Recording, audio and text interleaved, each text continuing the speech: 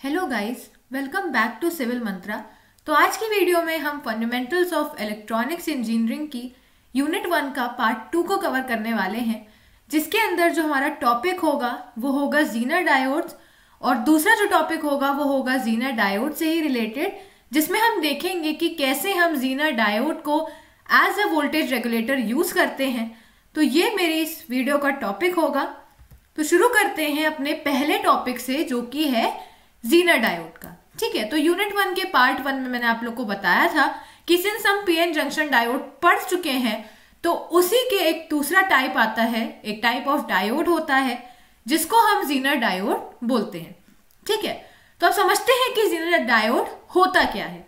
So a zener diode is a heavily doped semiconductor device design to operate in reverse bias. तो जैसे मैंने आप लोग को प्रीवियस वीडियो में बताया था, जब हम वीआई कैरेक्टरिस्टिक पढ़ रहे थे तब मैंने आप लोग को बताया था कि वीआई कैरेक्टरिस्टिक में एक हमारा फॉरवर्ड बायस की कैरेक्टरिस्टिक होती है ना, जिसको हम फॉरवर्ड कैरेक्टरिस्टिक बोलते हैं, और एक हमारी रिवर्स बायस की कैरेक्टरिस्टिक होती है जिसको हम रिवर्स कैरेक्टरिस्टिक बोलते हैं, है ना।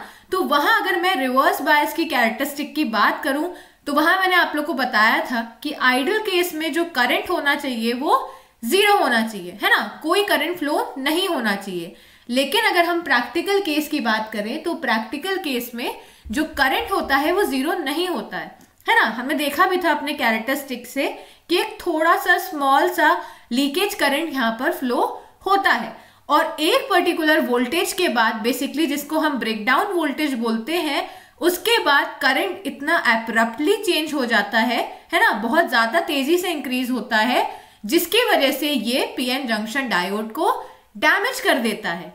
लेकिन ये जो डैमेज वाला कैरेक्टरिस्टिक है कि करंट बहुत ज्यादा फ्लो हुआ है ना और इससे डायोड यहां पर डैमेज हो गया, वो चीज जीनर डायोड के अंदर नहीं होती है, क्योंकि जीनर डायोड को इस तरीके से बनाया ही गया है कि ये रिवर्स बायस में ही यहाँ पर बेसिकली इसका जो ऑपरेशन होता है वो रिवर्स बायस में ही होता है। ठीक है, ऐसा नहीं है कि फॉरवर्ड बायस में हम यूज नहीं कर सकते। अगर आपको फॉरवर्ड बायस में यूज ही करना है तो आप पीएन जंक्शन डायोड लो, है ना, क्योंकि PN junction diode reverse bias में डैमेज हो जाता है अगर बहुत ज्यादा करंट बढ़ गया। लेकिन वो चीज आपकी जीनर के साथ है नहीं, तो अगर आपको रिवर्स बायस में ऑपरेट करवाना है तो आप जीनर डायोड को प्रेफर कर सकते हो। ठीक है, तो ये चीज तो हमने समझ ली। अच्छा, दूसरी चीज हमें क्या समझनी है, ऑब्वियसली ये एक डायोड है तो सेमीकंडक्टर से ही बना होगा। ठीक है, अच्छा, तीसरी चीज जो है वो है हेवीली डोप। तो मैंने आप लोग को प्रीवियस वीडियो में बताया था कि डोपिंग क्या होती है ना। तो यहां पर हेवीली डोप्ड का मतलब क्या है कि हमने बहुत ज्यादा इंप्योरिटी एटम डाला है अपने सेमीकंडक्टर के अंदर। ठीक है, तो ये चीज ध्यान में रखना कि जीनर डायोड एक हेवीली डोप्ड सेमीकंडक्टर डिवाइस है। It is available in a wide range of Zener voltage. Zener voltage भी हम देखेंगे, VZ जिसको बोलते हैं, कुछ नहीं है, जैसे हमने फॉरवर्ड कैरेक्टरिस्टिक में देखा था ना कि हमारा फॉरवर्ड वोल्टेज होता है जिसको हम VF से डिनोट कर रहे थे, उसी तरह से सिंस ये जीनर डायोड का वोल्टेज है तो जीनर वोल्टेज VZ से डिनोट कर रहे हैं। ठीक है, अभी मेन हमारा जो टॉपिक है वो ये है कि जीनर डायोड का सिंबल क्या है। ठीक है, पीएन जंक्शन डायोड का तो हम देख चुके हैं, जीनर डायोड का भी लगभग कुछ वैसा ही सा सिंबल होता है। डिफरेंस क्या होता है, देखो ये लाइन तो पीएन में भी थी, ये भी थी, है ना, ये पी साइड था, ये एन साइड था। ठीक है, इसको हम एनोड बोलते थे, इसको हम कैथोड बोलते थे। डिफरेंस क्या आ जाता है, जीनर में बेसिकली कुछ इस तरह का कुछ ऐसा सिंबल बन जाता है। ठीक है, ऊपर एक ऐसी लाइन होगी, फिर ये लाइन, फिर ऐसी। तो यहां पर भूल चूक से इसको ध्यान में रखने का एक तरीका क्या है कि जीनर का आप Z देखो। ठीक है, तो आप देख सकते हो, देखो यहां पर भी कुछ ऐसा Z सा ही सिंबल बन रहा है। ठीक है, गलती मत करना, ध्यान में रखना कि आपको एरो के आगे बेसिकली Z का एक सिंबल बनाना है। ठीक है, तो इसको ध्यान में रखना, ये जीनर डायोड का सिंबल है। अब पढ़ते हैं जीनर डायोड की वर्किंग। तो एक चीज मैं बता दूं कि जीनर डायोड फॉरवर्ड बायसिंग के कंडीशन में एक रेगुलर डायोड की तरह ही काम करती है, मतलब उसमें करंट जो है वो इजीली फ्लो कर पाएगा, जैसे हमने forward biasing PN junction diode के अंदर देखी थी। ठीक है, तो इसका मेन काम रिवर्स बायस में ही होता है। सो रिवर्स बायस में क्या होगा, रिवर्स बायस में एक छोटा सा स्मॉल लीकेज करंट यहां पर फ्लो होगा। ठीक है, अभी के लिए इतना समझो, तुम्हें ज्यादा डीप में समझने की जरूरत नहीं है।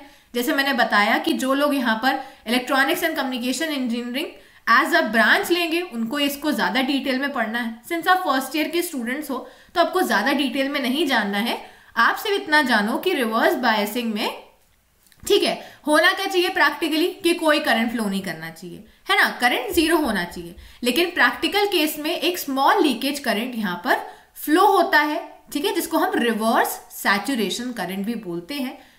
जो टर्म है इसको याद रखना, ठीक है। उसके बाद क्या होगा, जैसे जैसे रिवर्स वोल्टेज इंक्रीज करता जाएगा और जब वो जीनर वोल्टेज के अक्रॉस बेसिकली उसके क्लोज पहुंच जाएगा तो डायोड जो है वो ब्रेकडाउन मोड में चला जाएगा और करंट इससे फ्लो होने लगेगा।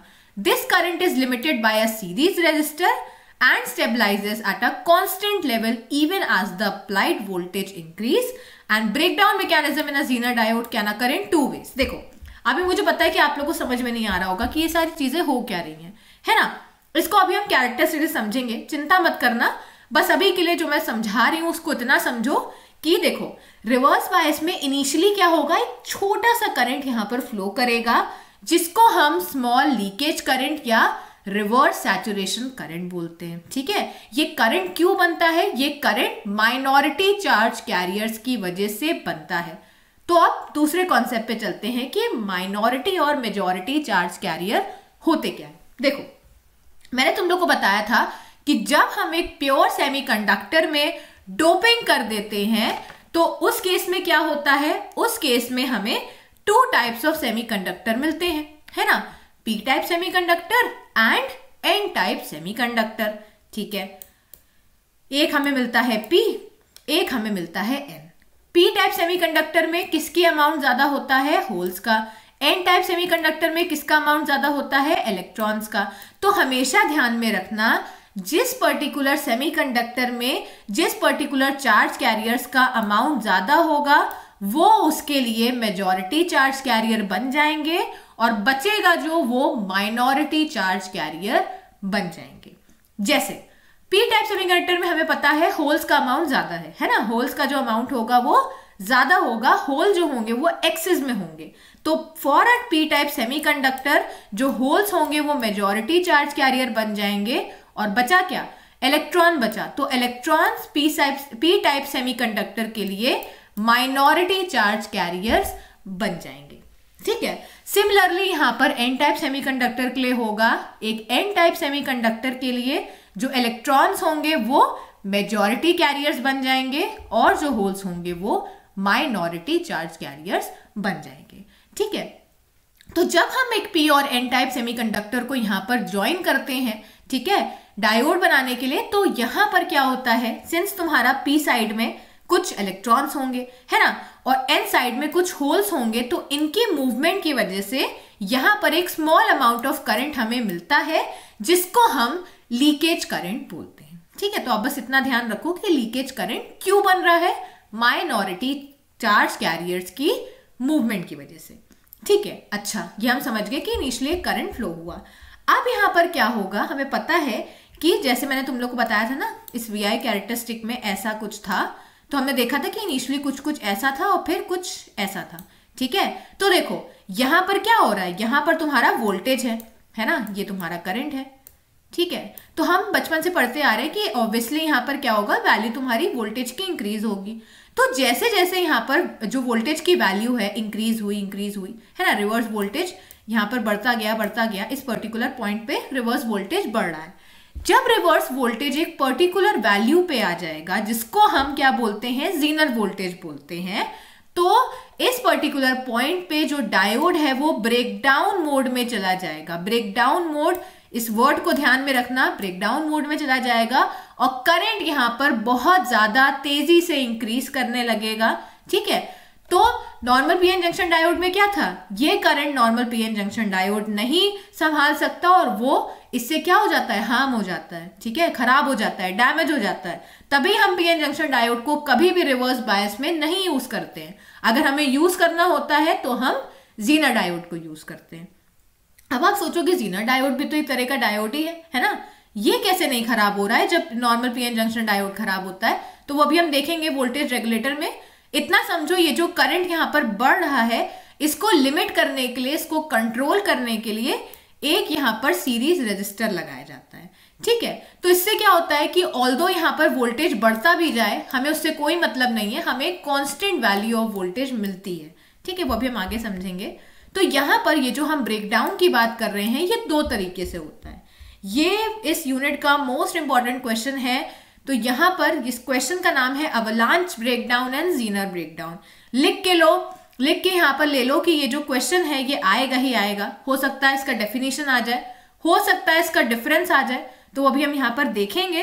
तो ये ब्रेकडाउन जो है ये बेसिकली दो टाइप का होता है, अवलांच एंड ज़ीनर ब्रेकडाउन। अभी हम इसको समझेंगे।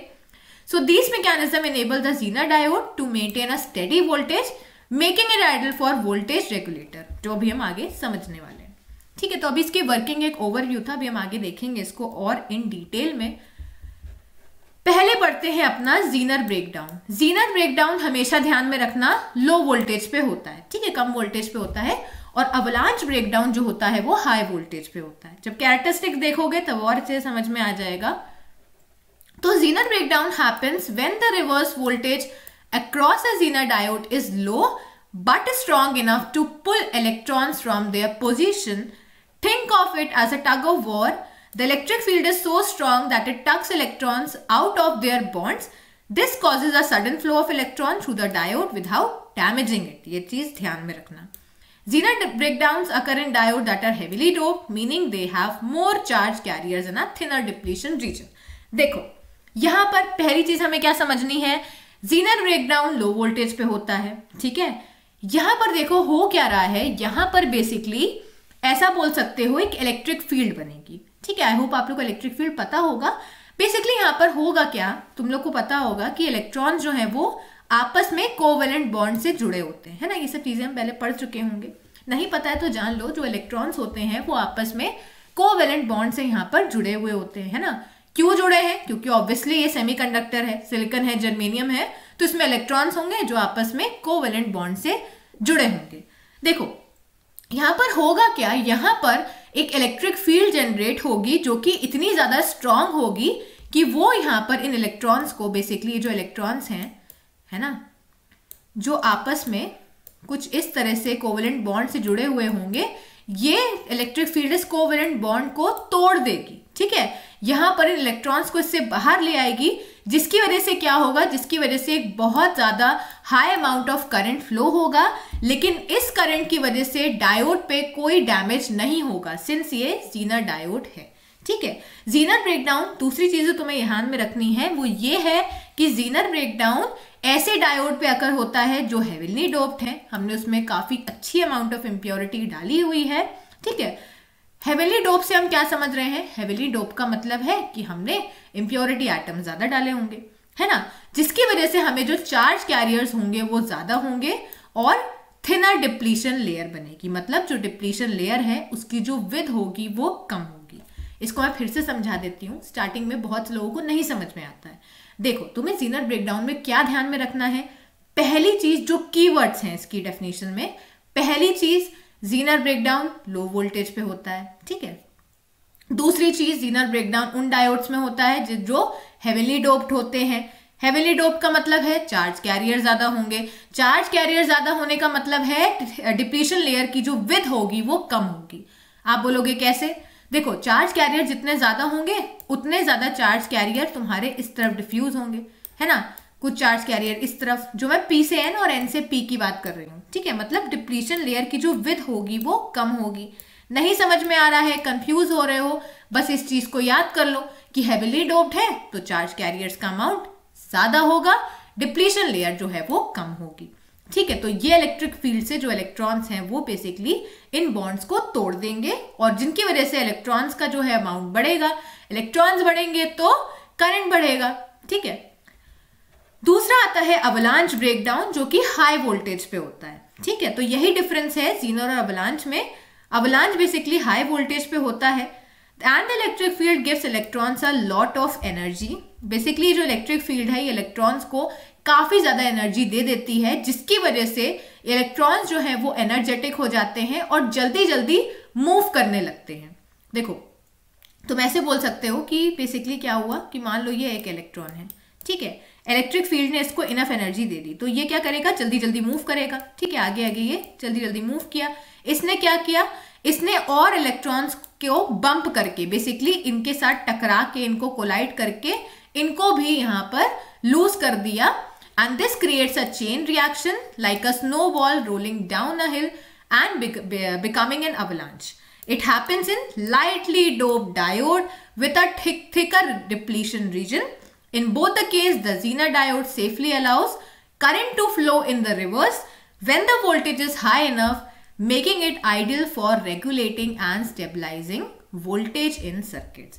तो ये चीज ध्यान में रखना, यहाँ पर कुछ नहीं हो रहा है। देखो इलेक्ट्रिक फील्ड तुम्हारी यहाँ पर क्या है, अवलांच ब्रेकडाउन में क्या होगा, इलेक्ट्रिक फील्ड इलेक्ट्रॉन्स को इतनी पावर दे देगी, इतनी एनर्जी दे देगी, जिनकी वजह से जो इलेक्ट्रॉन्स हैं वो जल्दी जल्दी मूव करेंगे, है ना। और जो जल्दी जल्दी मूव करेंगे, ये क्या करेंगे कि एटम्स के साथ टकराएंगे। ठीक है, जब ये एटम्स के साथ टकराएंगे तो इसमें से इलेक्ट्रॉन को बाहर ले आएंगे। ठीक है, फिर इलेक्ट्रॉन के पास एनर्जी हो जाएगी, फिर ये इलेक्ट्रॉन क्या करेगा, दूसरे एटम के पास जाएगा। ठीक है, इस एटम में से वो फिर से इलेक्ट्रॉन बाहर निकाल देगा। अब क्या होंगे, ये तीनों इलेक्ट्रॉन आगे वाले एटम्स के पास जाएंगे। तो ये चेन रिएक्शन चलता रहेगा और हमें एक हाई अमाउंट ऑफ करंट यहाँ पर मिलेगा।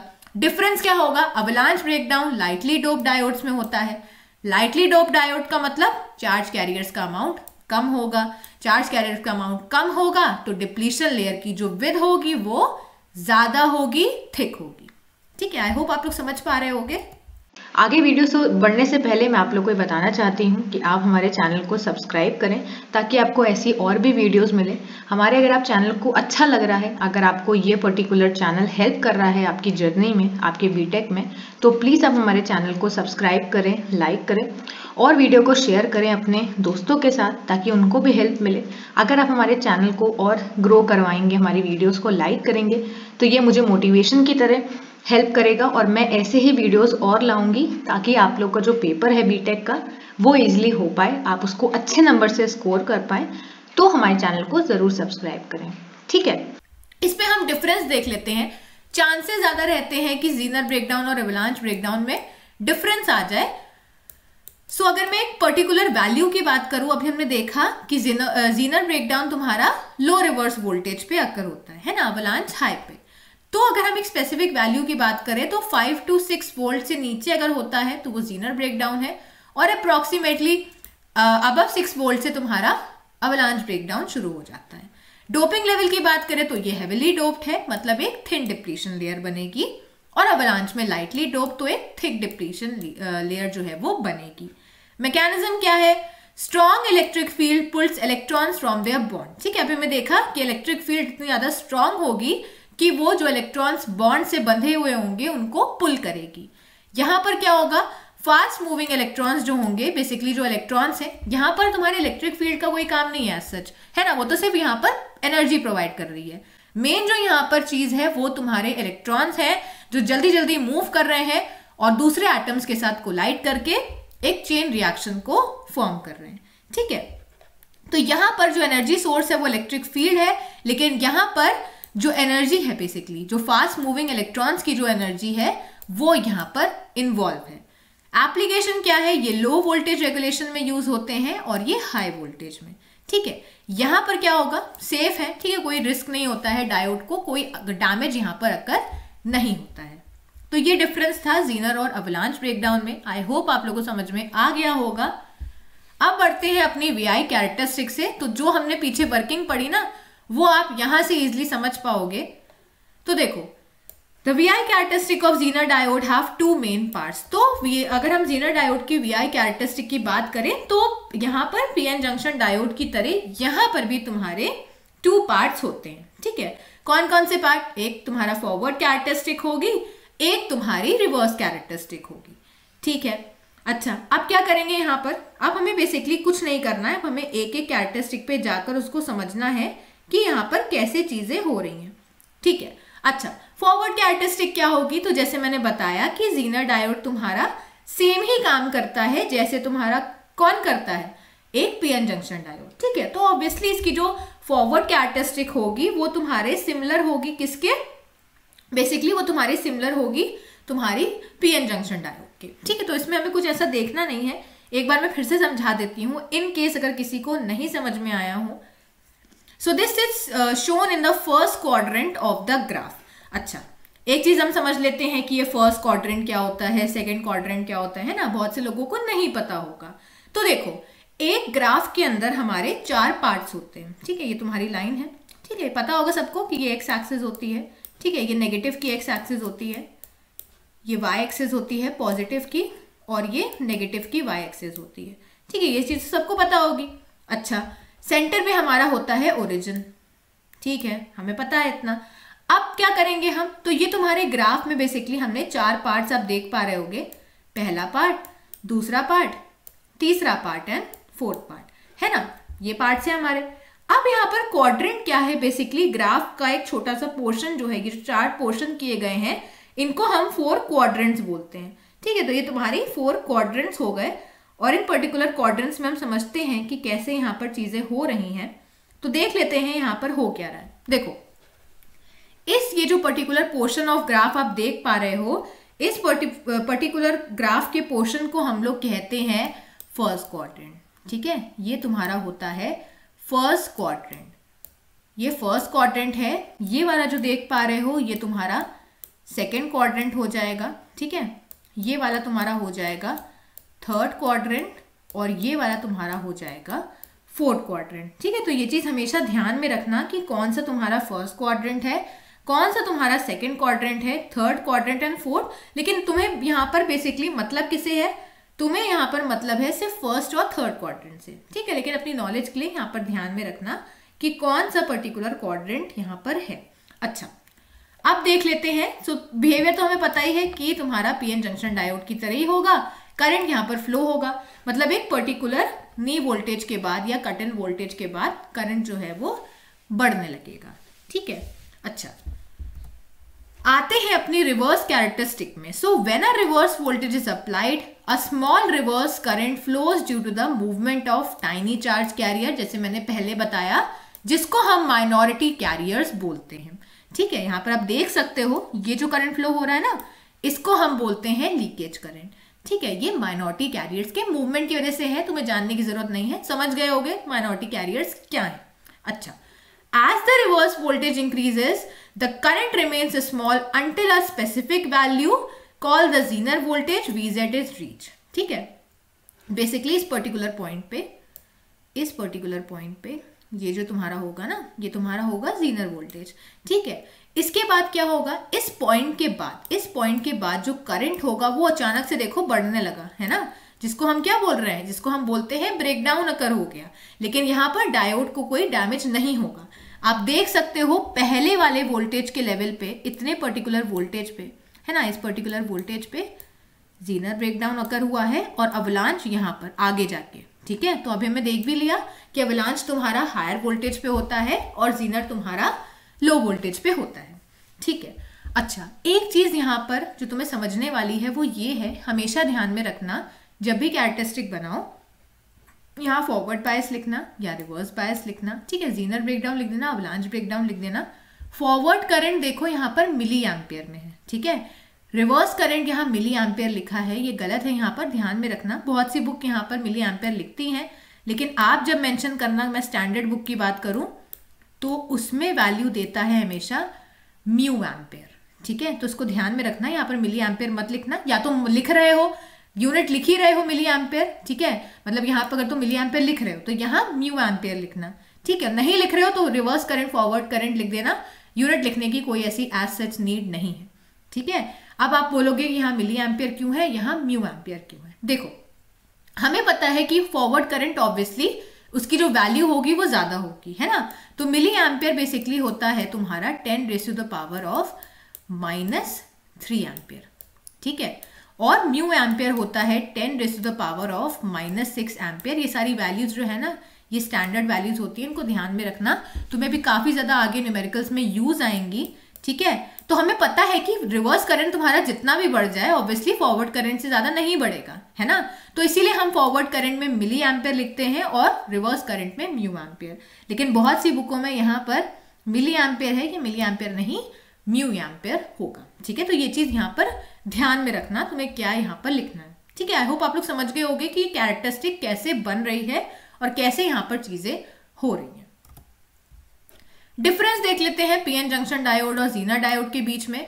ये क्वेश्चन भी बहुत बार पेपर में पूछा जा चुका है, वैसे तो हम देख ही चुके हैं, है ना, काफी सारी चीजें हम यहाँ पर समझ चुके हैं, लेकिन एक बार देख लेते हैं। यहाँ पर क्या होगा, सिर्फ एक डायरेक्शन में करंट फ्लो करेगा, है ना। ऑब्वियसली यहाँ पर रिवर्स डायरेक्शन की हम की बात नहीं कर रहे हैं, क्योंकि पीएन जंक्शन डायोड को अगर हम रिवर्स बायस में रखेंगे तो ब्रेकडाउन से वो खराब हो जाएगा, है ना, डैमेज हो जाएगा। इसमें बेसिकली करंट फ्लो होता है रिवर्स डायरेक्शन में, है ना, आफ्टर ब्रेकडाउन वोल्टेज, जिसको हम जीनर वोल्टेज बोलते हैं। डोपिंग लेवल यहाँ पर ध्यान देना, पीएन जंक्शन डायोड में जो डोपिंग का लेवल होता है वो लाइटली डोप्ड होता है, ठीक है। अभी हमने देखा था कि जीनर में हम क्या करते हैं, जीनर में हम हेविली डोपिंग करते हैं। तो पीएन जंक्शन डायोड एक लाइटली डोप्ड है और जीनर डायोड एक हेविली डोप्ड डायोड है। ब्रेकडाउन वोल्टेज की बात करें तो ये रिवर्स ब्रेकडाउन में नहीं डिजाइन है ना, यहाँ डैमेज हो जाएगा। ये बेसिकली सेफली ऑपरेट करेगा।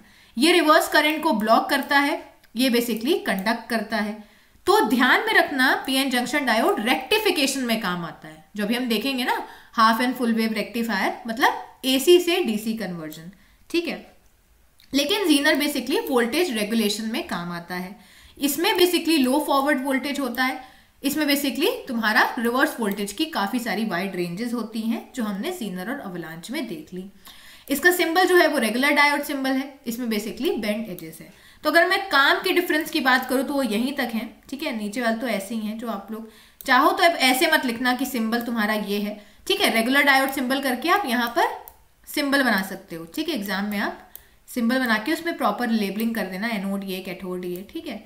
और जीनर में आप ऊपर ये लिखकर ऐसे करके एक सिंबल बना सकते हो, ठीक है, ऐसे करके। यहाँ पर भी प्रॉपर जो मैंने बताया है कि कैसे कैसे आपको करना है, वो सारी चीजें यहाँ पर लिख सकते हो। अब आता है हमारा नेक्स्ट टॉपिक जो है वोल्टेज रेगुलेटर का, ठीक है। तो यहां पर ध्यान में रखना, जीनर डायोड को हम as a voltage regulator use करते हैं, ठीक है। तो a voltage regulator is a device that keeps the voltage steady at a specific level. Voltage को एक पर्टिकुलर लेवल पे रोके रखना, स्टेडी रखना एक वोल्टेज रेगुलेटर का काम है। It lowers the input voltage to the desired level and maintains that level even when the load changes, ठीक है। तो यहां पर जो इनपुट वोल्टेज है उसको एक पर्टिकुलर लेवल पे, मान लो 5 वोल्ट का हमें डिजायर्ड वैल्यू चाहिए वोल्टेज की, ठीक है, ठीक है। 5 वोल्ट की हमें एक डिजायर्ड वैल्यू चाहिए वोल्टेज की। तो ये वोल्टेज रेगुलेटर इनपुट वोल्टेज मान लो 10 होगा, ठीक है। तो ये वोल्टेज रेगुलेटर उसको कम करके 5 वोल्ट पे ही लाएगा, ठीक है। इस लेवल को ये मेंटेन करके रखेगा। This ensures that voltage remains constant and doesn't drop, providing stable power to devices. तो in short, आसान भाषा में वोल्टेज रेगुलेटर का काम है वोल्टेज को कांस्टेंट रखना, ठीक है। और इस एस्पेक्ट में, इस एप्लीकेशन में जीनर डायोड यूज होता है, ठीक है। तो zener diode as a voltage regulator हम देख लेते हैं। देखो, जब भी कोई पूछे zener diode as a voltage regulator का क्वेश्चन आ जाए, आपको ये डायग्राम बनाना है, ठीक है। इसमें न्यूमेरिकल्स भी आते हैं, थोड़े से क्रिटिकल न्यूमेरिकल होते हैं, मैं अभी से बता दूं। उसमें काफी ज्यादा मैथ्स यूज होती है, तो वो हम जब न्यूमेरिकल करेंगे तब देखेंगे। लेकिन अगर थ्योरी क्वेश्चन आता है तो आपको ये यहाँ पर एक्सप्लेन करना है। तो यहाँ देखो क्या है, यहाँ बेसिकली एक अनरेगुलेटेड वोल्टेज है, ठीक है। मतलब ऐसा वोल्टेज है जो रेगुलेट नहीं है, जो कॉन्स्टेंट नहीं है। तो ये तुम्हारा इनपुट वोल्टेज हो गया, या फिर तुम्हारा अनरेगुलेटेड वोल्टेज हो गया, जिसको हम VL से डिनोट कर रहे हैं, ठीक है। आउटपुट पे देखो हमें मिल रहा है रेगुलेटेड वोल्टेज या V ऑफ Z। तो ऑब्वियसली ये तुम्हारा आउटपुट वोल्टेज हो गया जो V ऑफ Z है। तो आप देख सकते हो एक इनपुट वोल्टेज जो अनरेगुलेटेड था उसको हमने कन्वर्ट कर दिया एक रेगुलेटेड वोल्टेज या आउटपुट वोल्टेज पे, ठीक है। वो कैसे हुआ, वो तुम्हारे जीनर डायोड की वजह से हुआ। अब देखो, in a voltage regulator circuit, a series resistor is used to limit the current flowing into the Zener diode.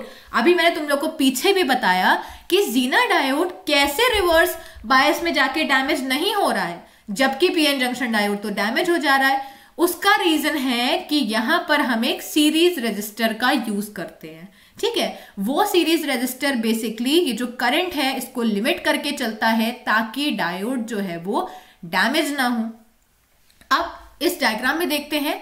So this resistor is connected to the positive terminal of the DC supply. इस supply के basically यहाँ पर एक resistor connect है जिसको हम RS बोल रहे हैं, आपकी मर्जी आप RS बोलो R बोलो, ठीक है। RS क्यों बोला है? क्योंकि ये इसके सीरीज में कनेक्ट है, ठीक है।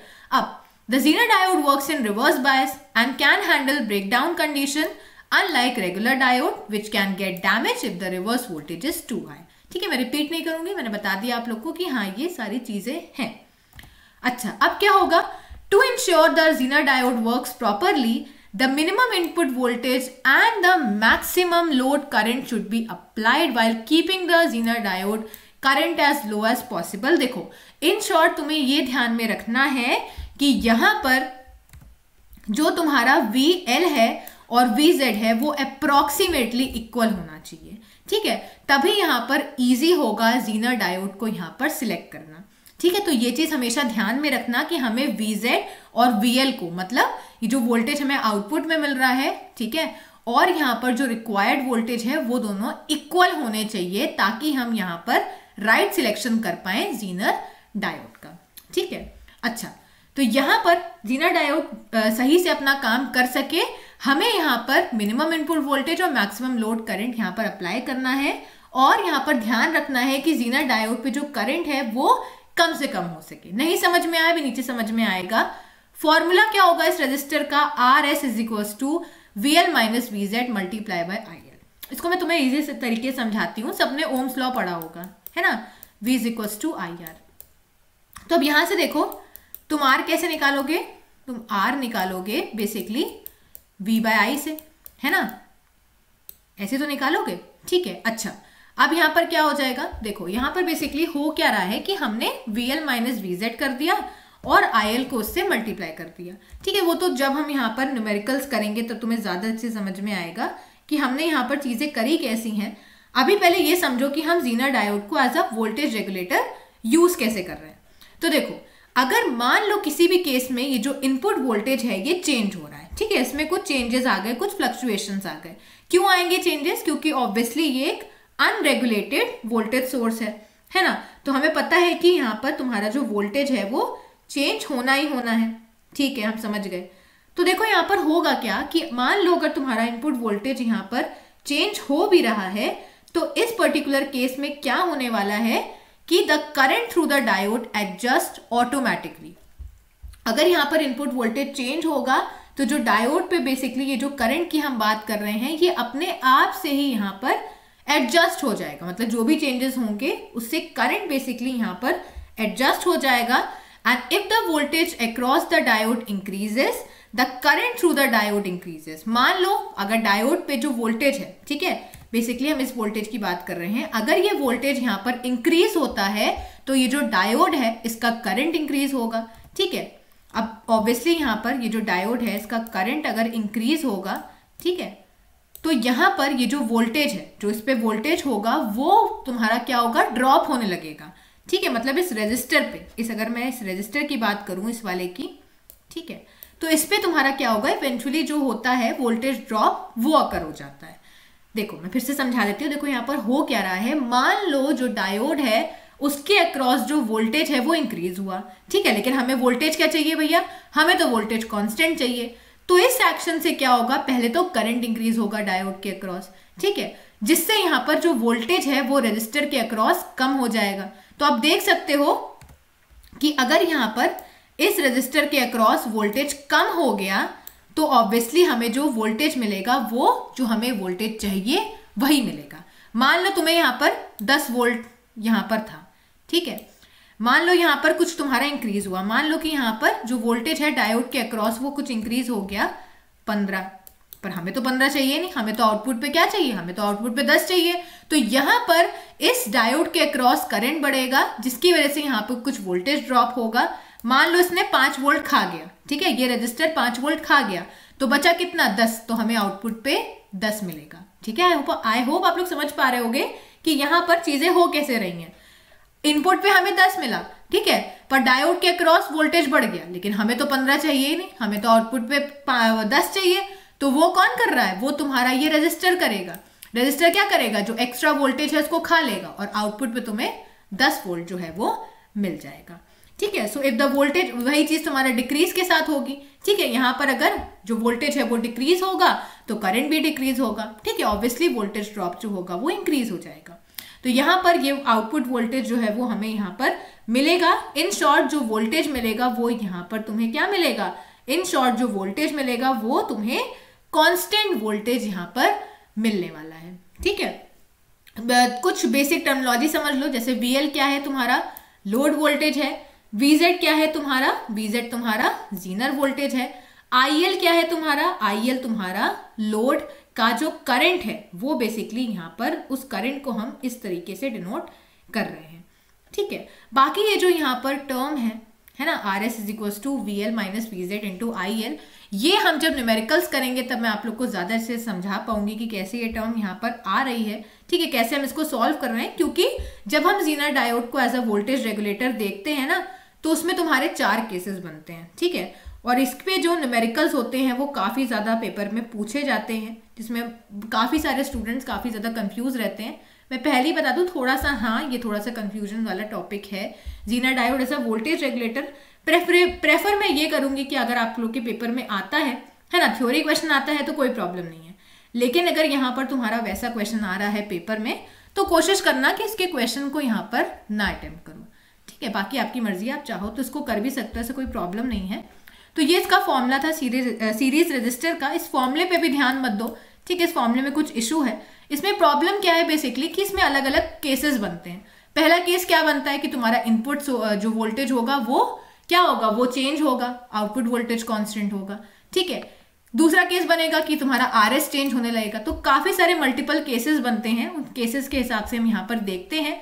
यहाँ पर बस आपको ये समझना है कि इस डायग्राम में कैसी चीजें हो रही हैं और कैसे ये जो मैंने टॉपिक बताया, ठीक है। ये तो वोल्टेज रेगुलेटर का टॉपिक आए, पहले आप इस सारी चीजों को एक्सप्लेन कर दोगे, है ना, इस डायग्राम को बना दोगे, देन आपको ये फॉर्मूला लिखने की अभी एज सच नीड नहीं है। जब हम न्यूमेरिकल करेंगे तब वहां पर देखेंगे और यहाँ पर आप लिख सकते हो कि हाँ ये जो मैंने आप लोग को समझाया कि कैसे कैसे यहाँ पर चीजें हो रही हैं, ठीक है, और कैसे हमें यहाँ पर कांस्टेंट आउटपुट वोल्टेज मिल रहा है। तो आई होप आपको जीनर डायोड का पूरा टॉपिक समझ में आया होगा। अगर समझ में आया है तो वीडियो को लाइक करें, शेयर करें और चैनल को सब्सक्राइब करें। Thank you.